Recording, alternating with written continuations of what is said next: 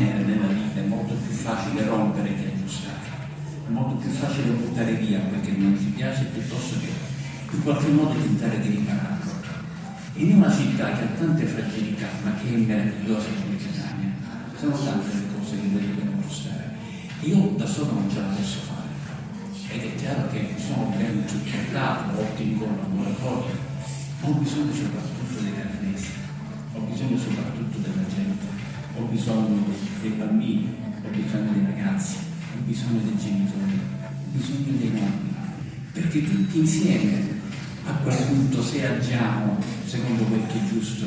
possiamo realizzare una città meravigliosa.